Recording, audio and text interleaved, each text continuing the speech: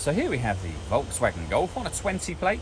I'm going to start off by showing you inside the boot, and then we'll hop in and run through some controls on the inside from there.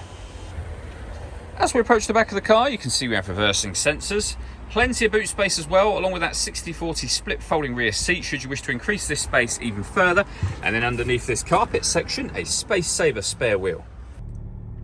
Okay, now that we're inside the car, we're going to start with the dials. On the left-hand side, we have the rev counter and coolant temperature gauge, and on the right-hand side, the speedometer and fuel gauge.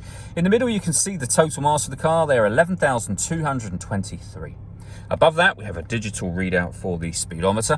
We're on the driving data menu there at the moment, so you can swap that for various bits of trip computer, fuel economy information, and there are other menus available as well. So you have assist systems, navigation, your audio, telephone, vehicle status, and then back around to the menu that we started on just a moment ago. The buttons I was using to do all of that are just here. We have stereo controls over this side as well. They continue on the left-hand side along with cruise control. Once you've set cruise control on, this button here, if you give that a push, this car is able to maintain its own distance between itself and the car in front, both speeding up and slowing down automatically depending on the car in front's speed.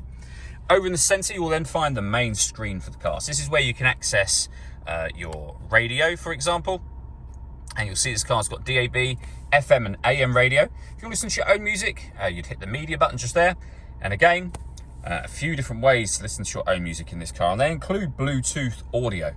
So not only can you make and receive phone calls, you'll also be able to stream your music wirelessly once you paired up your phone, which is done just here.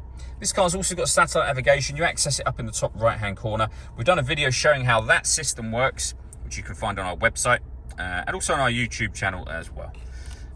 We have the dual zone climate control next, so we can adjust the passenger and driver temperature. We can increase and decrease the fan speed, determine what direction you'd like the air to be distributed in, and when you're happy with those settings, there's your air conditioning off, back on again, or hit auto. The car will now take control of the fan speed and direction of the air to maintain those temperatures for you. You can override that manually and put it back on your own setting whenever you wish to. You'll see auto has now gone off, of course. We also have a heated driver's seat with 3 heat settings, and the same over here for the passenger side as well. This section will open up to reveal USB input and some storage, of course. We have a 6-speed manual gearbox. We can turn the parking sensors on and off. We can turn off the stop and start. This car is designed to cut out when it's stationary in traffic to save you fuel. That system is off when the light shows.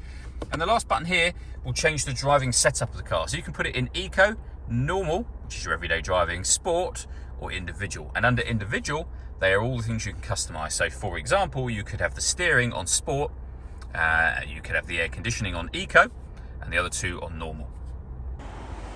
All that leaves me to say is thank you for taking the time to watch this video. If you'd like to come and see the car in person and have a test drive, please feel free to call either of our MJA sites. We'd love to hear from you soon.